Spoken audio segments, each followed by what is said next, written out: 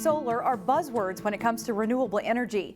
Homes and businesses have steadily increased investments in solar energy, and as Pafua Yang explains, now a school district is jumping on board. Pafua? Shannon, the Osseo School District is expected to save millions of dollars through solar panels. The school district heard proposals and voted on going solar during December meetings. 13 Osseo school buildings will each get a 3,200 square foot solar array installed on their roofs. The district will partner with Ideal Energies, which is the company that will do the installation. The solar panels have a 40-year life expectancy, which could end up saving the district $4.5 million. School officials say the project could also be used as academic learning. Part of the partnership with Ideal Energies is there's a curriculum component. So they've developed a curriculum based on state standards, and so we anticipate that some of our physics class, some of our engineering classes may be able to partner with this curriculum to look at how that solar energy that's produced. The solar panels will be installed by the end of this year. Thank you, Pafua. Brooklyn Park has taken the first step toward amending a recent ordinance change regarding drive-thrus in the city. In 2018, the City Council voted to rezone properties near the planned Metro Blue Line light rail extension. Part of that rezoning included a policy preventing any future drive-thrus, but the owner of a building on Brooklyn Boulevard wants to change that. The building currently houses a Baker's Square, but that lease is set to expire, and the owner wants to replace it with a different restaurant and a drive-through coffee shop. The measure cleared the first hurdle this week at the City Council meeting. Maple Grove is the latest city to dedicate resources for the mental health of first responders.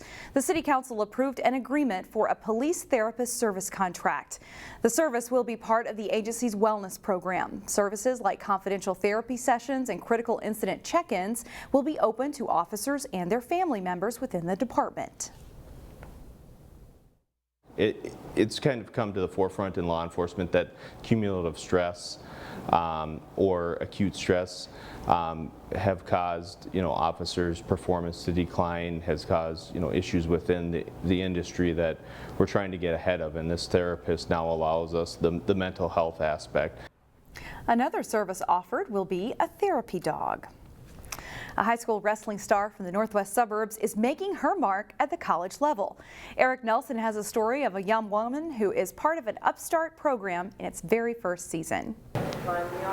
Emily Shilson is a trailblazer on a groundbreaking squad. It's going to help grow women's wrestling in Minnesota, so that's really cool. Emily is a key cog for Augsburg's women's wrestling team, which is the only female collegiate wrestling program in Minnesota. It's not super well known. Like when people hear that Augsburg started a women's wrestling program, it's like they don't even know that women's wrestling exists.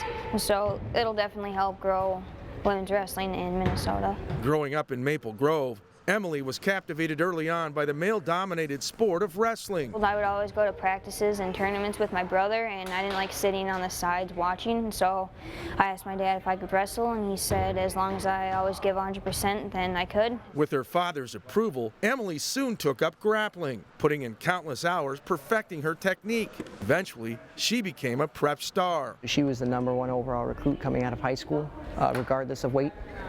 So the entire country was after that, trying to secure her because, she's the best. Now, Emily and her teammates are trying to put the Augies on the MAT map.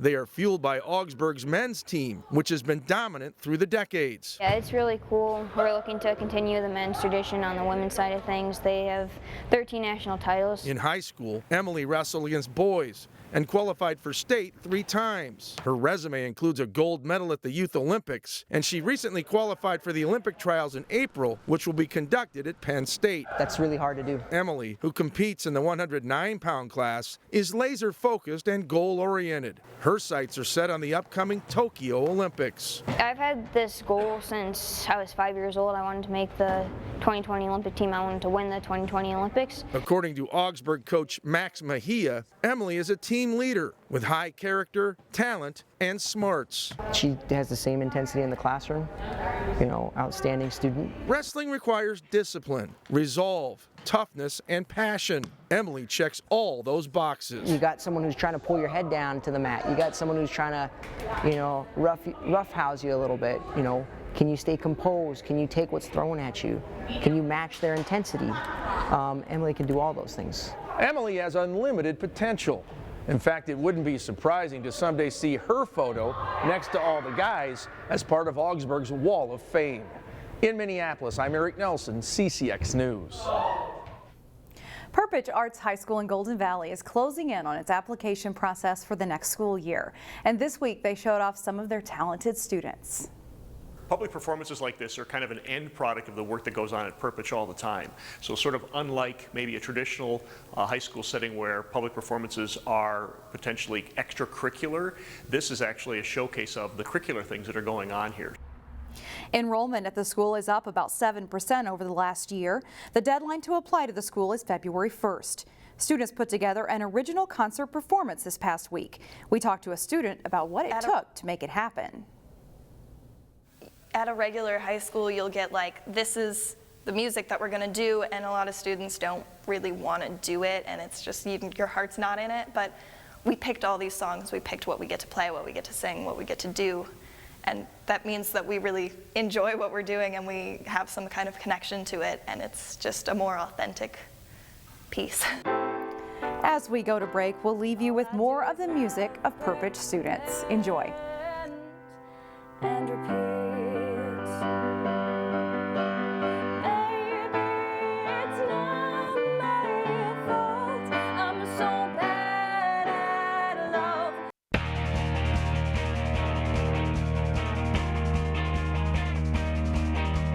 The Maple Grove girls hockey team recently went through a stretch of 4 losses in 5 games. The Crimson were looking to get their second win in a row as they faced a good Blaine team in a key Northwest Suburban game.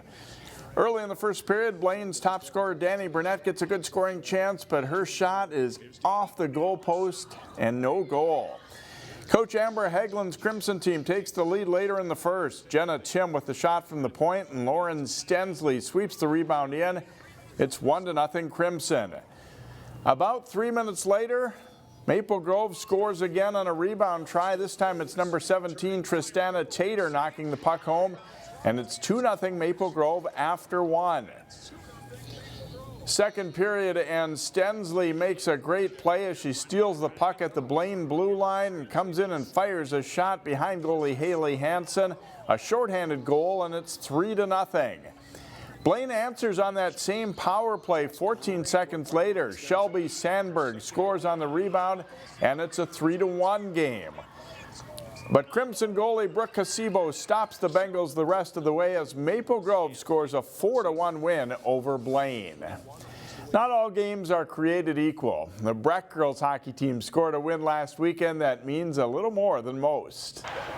For the Breck girls hockey team, their 5-4 win over Andover in a matchup of the top-ranked teams in Class A and AA was pretty special. It was an incredible win, just for us girls to come out flying after a tough tournament loss to Edina. We had so much confidence instilled in us, and there was a lot of energy in the locker room, which is always a good thing because that really picks up the momentum. And I think that win not only speaks to our team, but speaks to all single A teams in general. Just that even though we're smaller schools, smaller division, we can still keep up with the big boys.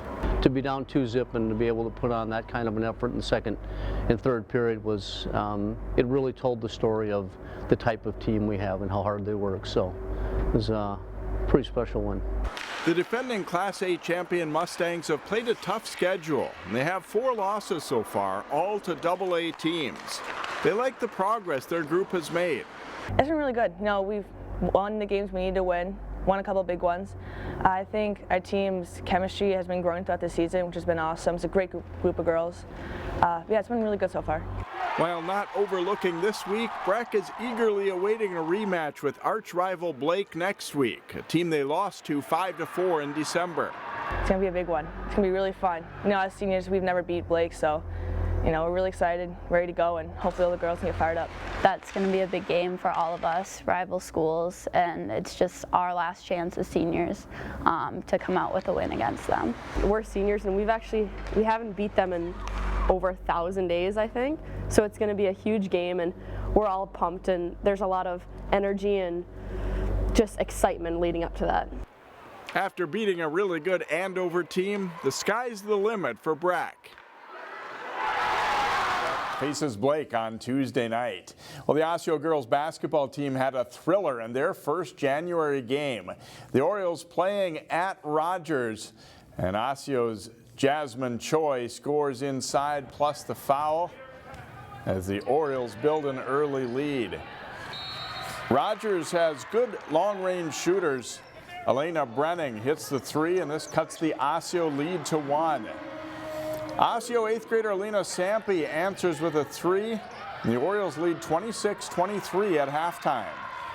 Early in the second half, Choi and Sampi get up on defense and get the steal. Ava Holman finishes here for Osseo. Nice ball rotation by Rogers, and Matlin Jensen scores for the Royals inside. It's a tight game all the way. The block by Rogers' Alex Fuller triggers a break. It's Brenning to Allie Carrolls, and she scores for a 61-59 Royals lead.